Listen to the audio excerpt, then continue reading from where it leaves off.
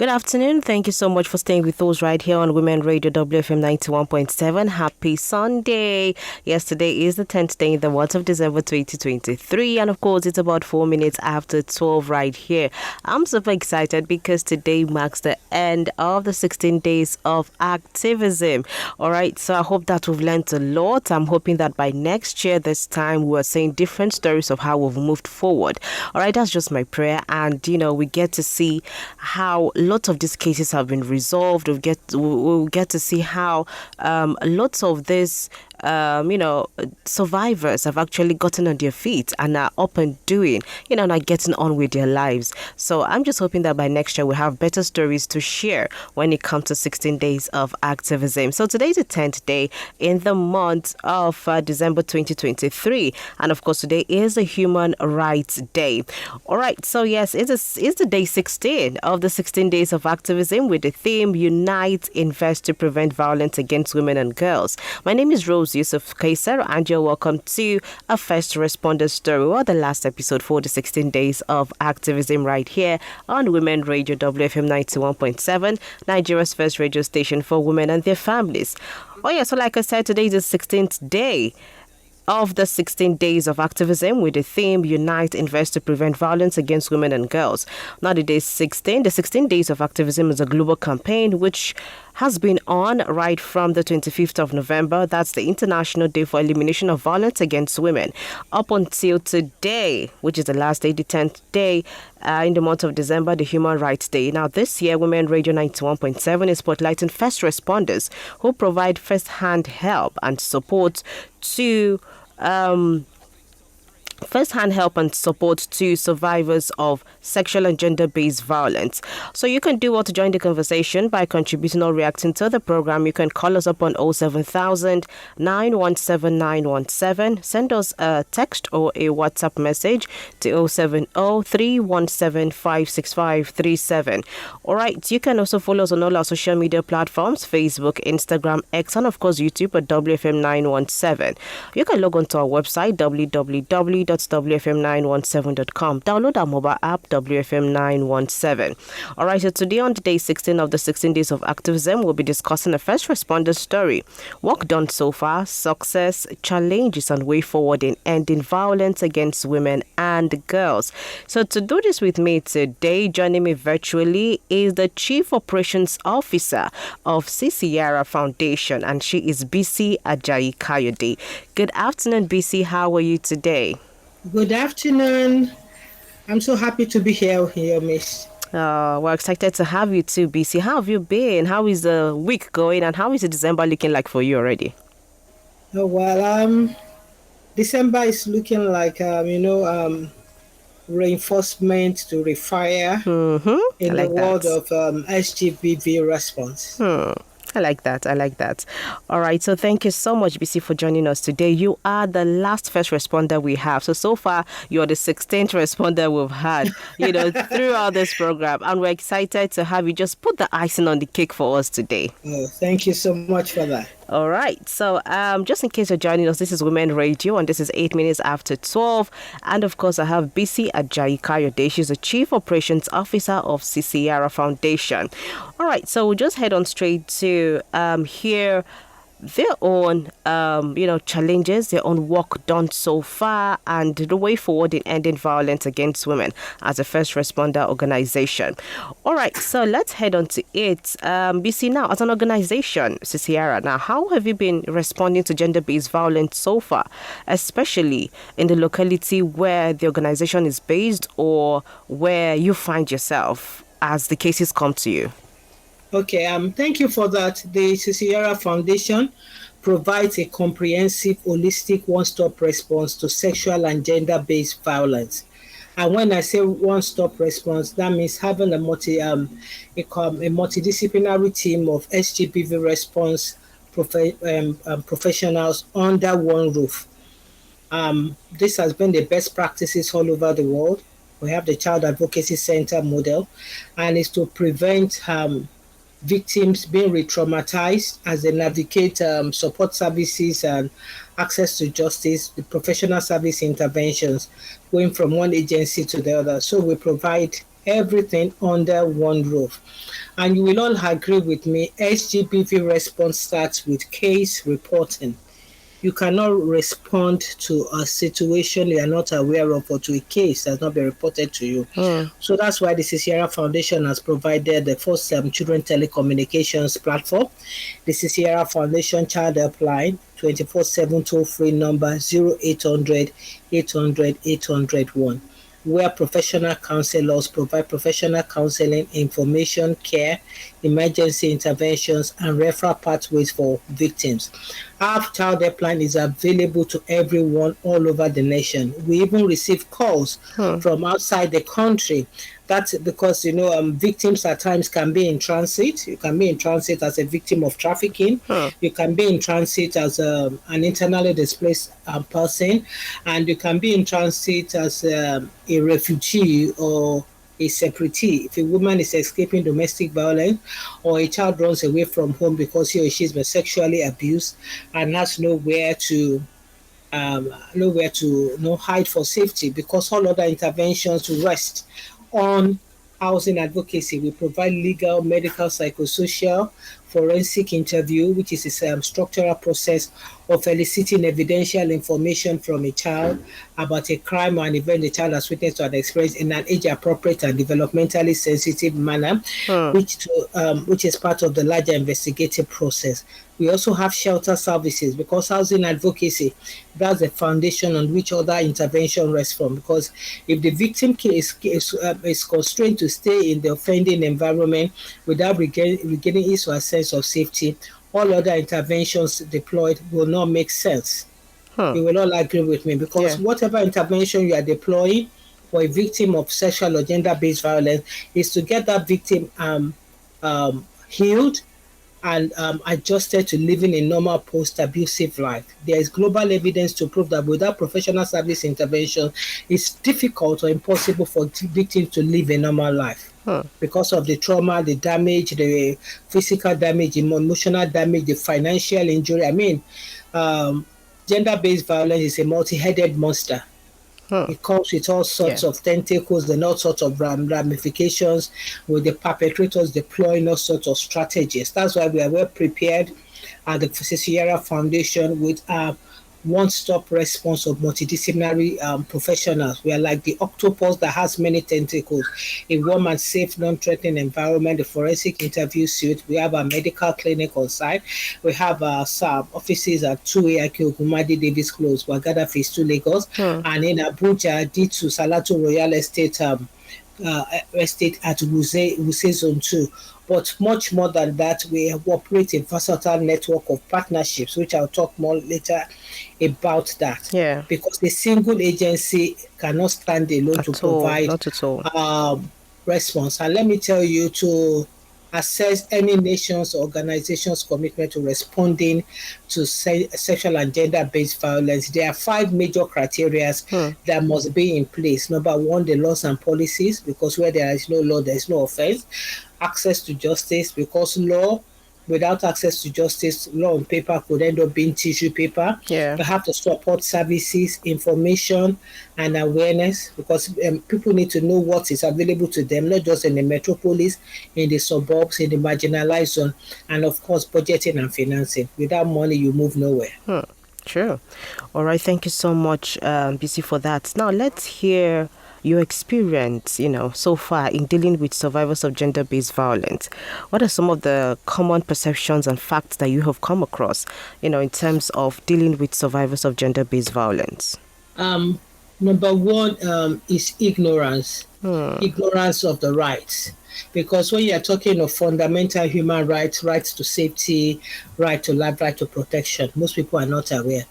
And then number 2 is a criminality of sexual and gender-based violence to some people, because when you transcend the ecosystem from the victim to the family to the community to the government and to the international community, sexual and gender-based violence, some perceive it as a family matter, which is not. The criminality needs to be spelled out to all and sundry.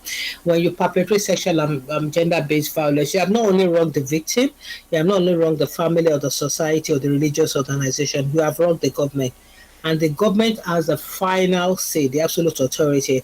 Because you see in some families, they say, we're going to hold family meeting, we'll resolve it. Or we've spoken to the pastor, the alpha said, the traditional ruler said this case must not go to court. No, Hmm. I mean, those are religious, cultural, and social complexes. How can it be hard of this girl is reporting her father to the police, or this woman is handing over her husband to law enforcement? How can you report a family member? Sure, you have to, because perpetrators of sexual and gender-based violence are security risk. Hmm. You do the crime, you do the time. Yeah. There should be no hiding place for, if the perpetrator is a golden fish, there should be no hiding place. And of course, the impunity, we need to improve our accountability system, because when perpetrators are not held accountable, they perpetrate sexual and gender-based violence with impunity. Imagine, you will see what I'll do to you. You dare report me to the police, go and report me to the police. There's nothing anybody can do. Those are days gone by. Hmm. Oh, There are moves, law and review policies, training, best practices have been, especially in Lagos. Lagos State has blazed a trail, and we have other territories like the Federal Capital Territory that are blazing the trail on sexual and gender-based violence. It's not just an human rights issue; it's a yeah. public health issue, because there's primary trauma that involves the victim itself, and of course secondary trauma. I don't imagine any parents will not be traumatized if you find out your son or your daughter was killed by the intimate partner violence, maybe the husband or the boyfriend. Your life will never be the same again. It will even affect your own sense of safety. How come I did not find out this is happening? How come I did not know? And then secrecy, because we know that what most perpetrators do is to Hmm. overpower the will, mind, and emotions of their victims. Some are even narcissists. They even succeed in convincing the victim that it is her own fault. And you see the victim saying, "Oh, I'm sorry, I provoked him, I provoked her." Provoking somebody is not an excuse or a right for to take another person's life. True. Right to life, right to safety. It's a crime. It's a criminal matter. The earlier communities, schools, religious organizations start realizing this and start partnering with the government, the better and the safer the environment will be. As of September last year, I did a personal research, and it said Hmm. three women die every day out of gender-based violence, and the UNICEF and Federal Ministry of Home Affairs data conducted years ago stipulated that 1 in every 4 girls, 1 in every 10 boys will experience sexual violence before the age of 18, which puts an estimate of 16 million Nigerian at risk. So you can see that we have an epidemic in our hands. It's equally an epidemic like the HIV/AIDS or the COVID-19 pandemic. So we need to resolve all those issues, information and awareness. If we can generate enough information and awareness Mm-hmm. on how to prevent and respond to gender-based violence, like we did to COVID, we won't have the huge number of cases we have at hand. Yeah. And then, the support services need to be available to all and sundry, not in the metropolis, and it Hmm. should be done in a culturally competent manner. There's no sense having jingles in Queen's English when the non-literate citizens cannot, access it. Someone who doesn't have access to a phone, at least, does not know what's available. So, and that's why at the Sierra Foundation, we have a toll-free number. We have a call log where we do geographic mappings of calls to be able to inform data on the prevalence of different incidences in different geographical locations. And of course, human trafficking, because we know that what most perpetrators do is that especially if it occurs in the evening Hmm. or weekends or public holidays, they kind of tend to whisk the victim out of the vicinity Yeah. before help gets to that victim. So it's everybody's commitment. Then people should know, gone are those days when you are saying you are minding your business, like the jingle you played now. Mm-hmm. Woman is crying and nobody is doing anything to help. People should be held accountable for whatever happens within their vicinity. You see something, you must say something. Something. And then funding, because we know poverty has its own complexities. When a victim does not even have money to go to the hospital, talk less of going to the police station to Mm-hmm. report, he or she doesn't have the financial independence to escape from the abusive financial pillar, and and the religious influences that kind of hypnotize people. So he's a pastor, he's a man of God, he's an alpha. I don't do this for the sake of the church. Everything is for the sake of one thing or the other, except for the best interest of the victim. Hmm. You can see the inequality there in the human rights balance. Hmm. Everybody has equal rights to life, Yeah. to Sure. safety. And when I'm talking to life, I'm not just staying alive. There's no point staying alive if you're in a vegetable existence. You are Mm-hmm. beaten and you are paralyzed in the hospital and you are praying for death. No, it's one thing to die straight away. It's another thing to die piecemeal, Hmm. crippled and paralyzed in a wheelchair. So these are all the things we have been contending with, and the fear of reprisal attacks.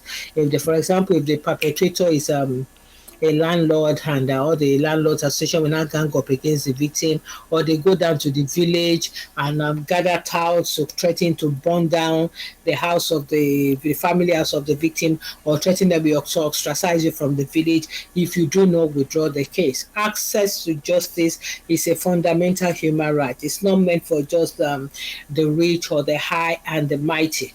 Access to justice is to give voice to the voiceless, Mm-hmm. is to hear what the victim is saying and Yeah. what the victim is not saying, Hmm. is to make sense out of every nonsense of the violence. Hmm. True. All right, thank you so much, BC. This is Women Radio WFM 91.7, 20 minutes after 12 right here. And this is the first responder story. My name is Rose Yusuf Kaisar. And today, the last first responder we have for the 16 days of activism is BC Ajayi Kayode. She's the Chief Operations Officer of CCRA Foundation. All right, and she has been telling us her experience so far. Now, you can join the conversation by dialing 07000 917 917. Send us a text or a WhatsApp message to 070 317 56537.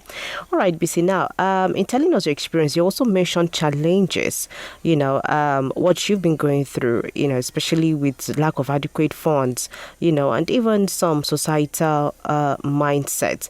But would you say that so far, for Sierra Foundation, you've been able to do a lot in terms of awareness creation in overcoming some of these challenges? And, how have you been able to pull around with, in terms of fund to help support the survivors of gender-based violence?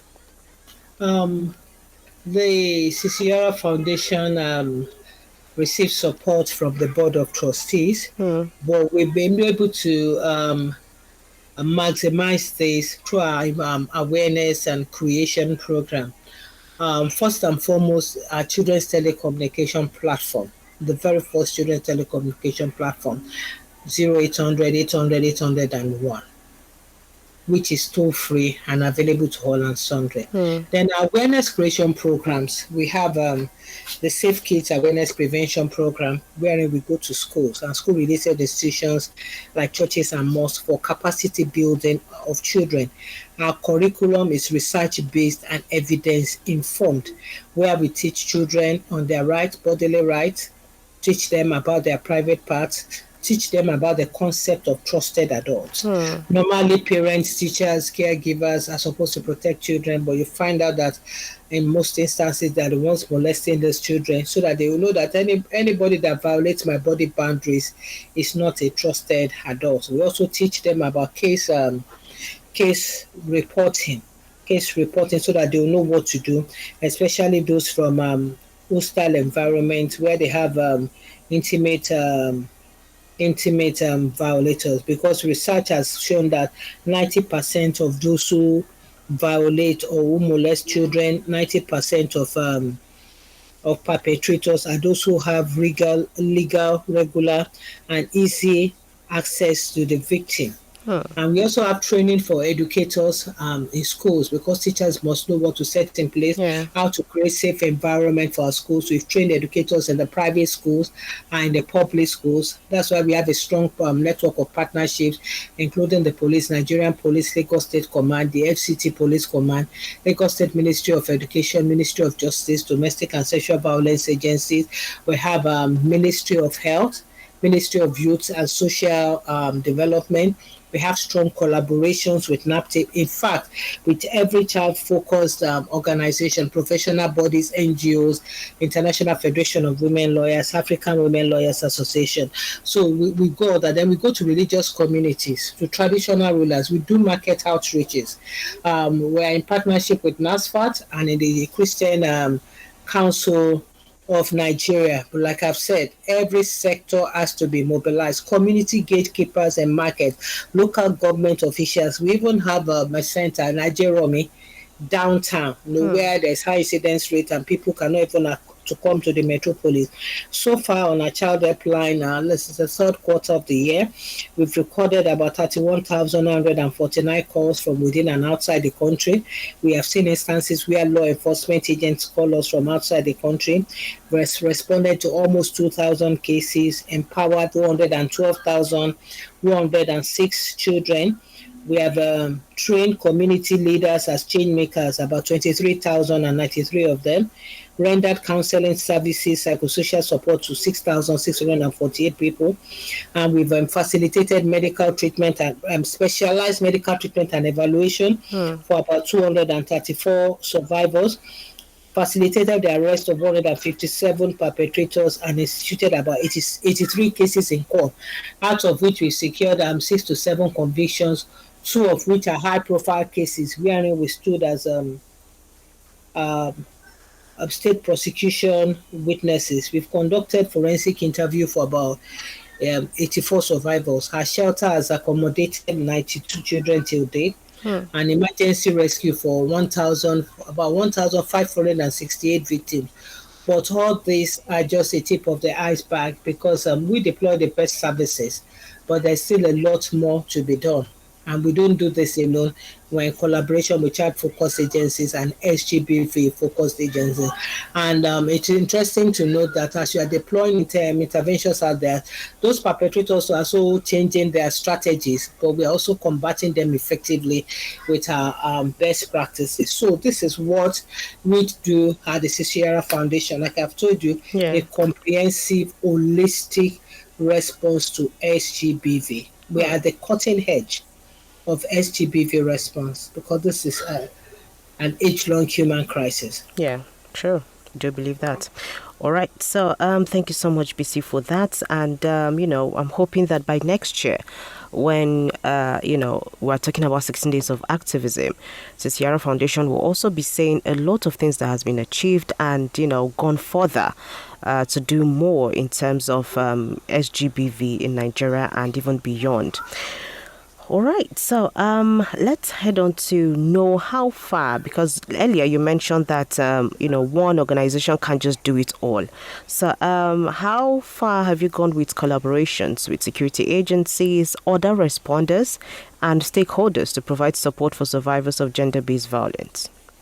The Sierra Foundation has a strong, effective and referral pathways. We are in strong partnership with the Nigerian Police Lagos State Command, domestic and say who have even brought into our forensic interview processes. What we do as first responders, once we receive a case, our social workers conduct risk assessment and verification of cases, and they act as support persons with our legal team to document cases with the police. The general phobia of cases with the police. We have standing agreement with the police. They know us where we have a strong correspondent, viable working relationship with them. We report to them with the police. We even facilitate specialized medical treatment and evaluation. Once we receive the go-ahead, we support our victims to go to the medical organization and ensure that the report is given back to the police. And we support them in the filing of cases in court. The police have been so supportive, charging cases to court. We attend pre-trial conferences with our clients. We explain the entire justice process to them.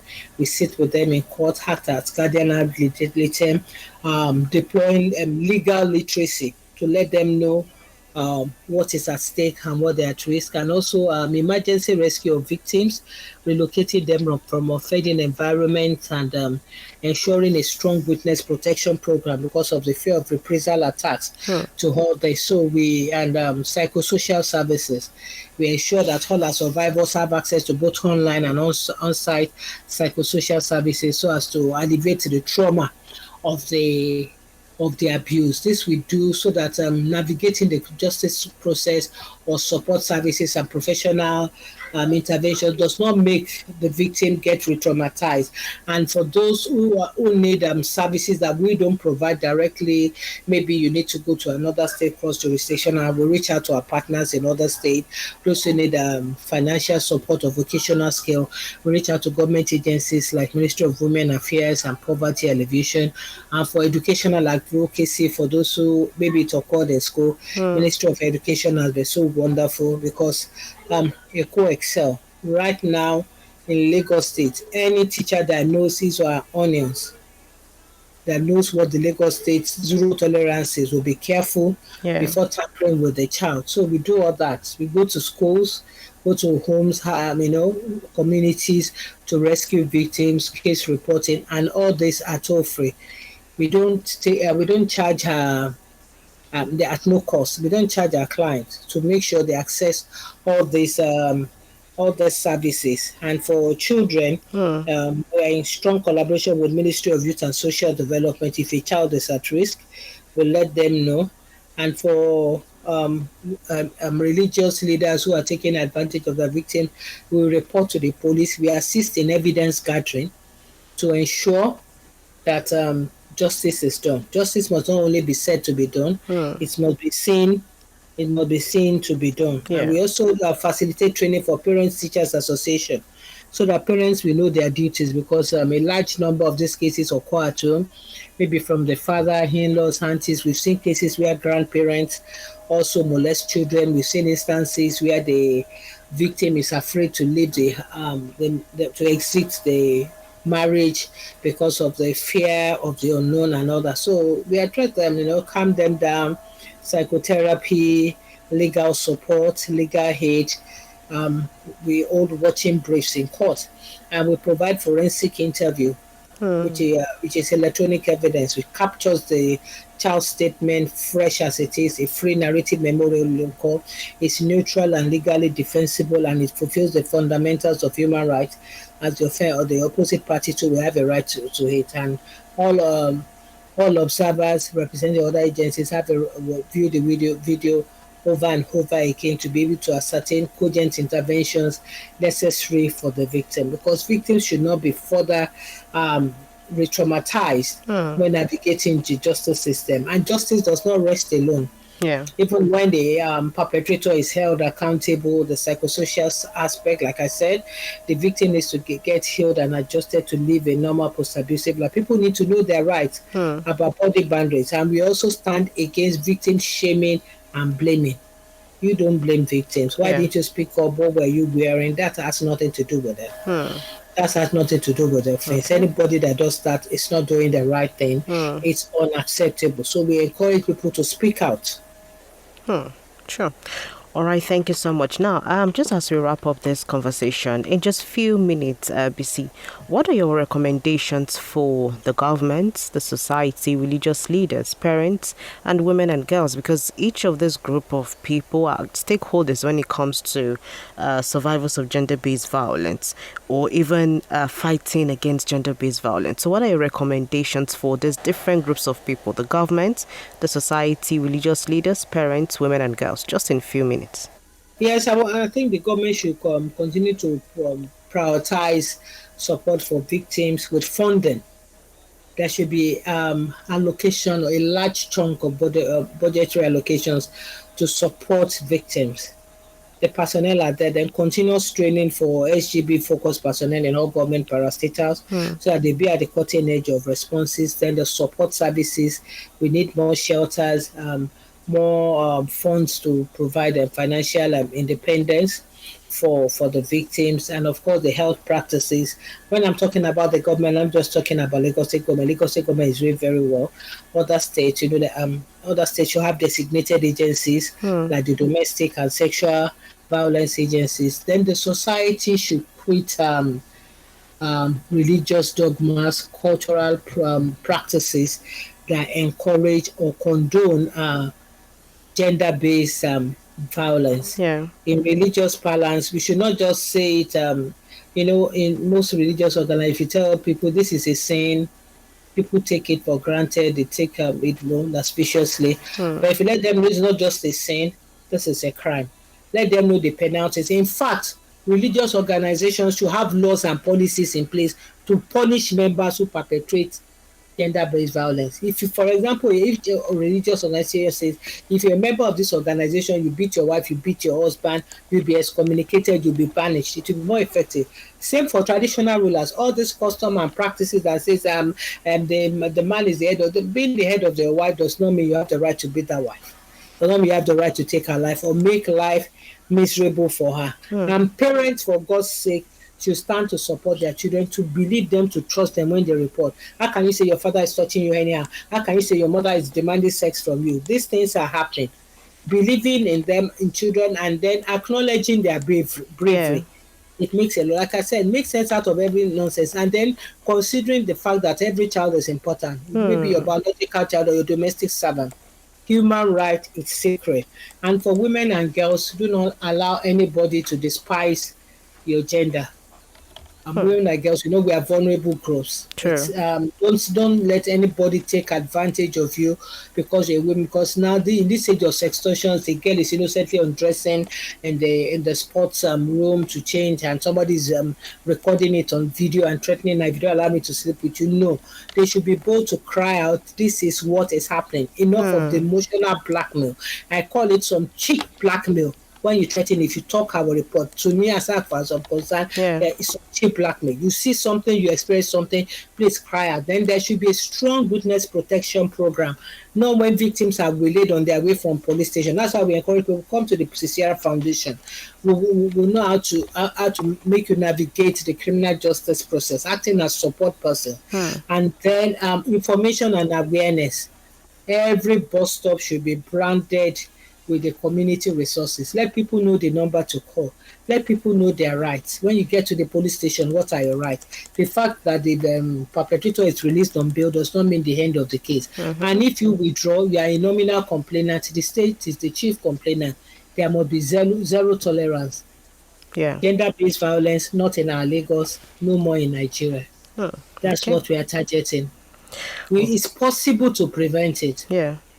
If all agencies, all individuals, I'm telling you, from the ecosystem, the individual, the family, the community, the government, and international organization, there should be no hiding place for perpetrators. We need to save every life.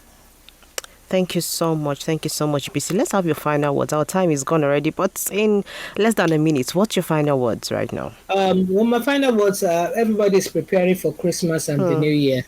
And we know during the holiday period, victims often get locked down with their perpetrators, which ought not to be. Please call the Sierra Foundation. Don't wait until it happens, even if you have the slightest suspicion. 0800 800 801 for professional counseling, information, care, emergency rescue, and referral pathways. We believe in community empowerment to prevent child sexual abuse and SGBV response. You need to know what the services available to you, the nearest police station, the nearest family support unit of the Nigerian police. You need to know the nearest shelter, the nearest primary health care center. You need psychosocial services. I mean, when you tell some people you need psychosocial support, they say there's no madness in my family. No. Once trauma sets in and it's not handled, a form of brain damage is inevitable. So please, I wish you all Merry Christmas and a Happy New Year. Don't allow SGBV to pollute your holiday for you. Let me just yes, true. SGBV is a pollutant. You have a right to life. Please speak out and say something. Have a happy holiday. Thank you. Thank you so much. Thank you so much, BC, for being a part of our program today and for just putting the icing on the cake for us, like I said earlier. Thank you so much, BC Ajaikaide. Thank you. You're welcome. Thank you so much. All right. Do have a great day ahead and enjoy the holidays too. Oh, thank you. Thank you. All right. Thank you Thank you. too. Have a great day ahead. So, Okay. dear listener, there you have it. That was BC Ajayi Kayode, the Chief Operations Officer of Sierra Foundation. And we're super excited to have her be the last first responder we have for the 16 days of activism. All right, so it's been a great time, hearing from first responders, their stories, their challenges, the way forward, most especially, because at the end of the day, we can't do it on our own. And if you have such organizations around you, first responders, how well do you get to support them? Okay, because the things that you can't do as an individual, they get to do it. So how do you get to support them? How do you get to help them achieve, their set goals and objectives to keep people safe, all right? To make sure that everybody has his or her own fundamental human rights. I mean, it's something that we need to think about and try to put and make an intentional efforts towards supporting most of these first responders and even those involved in the fight against sexual and domestic sexual and gender-based violence.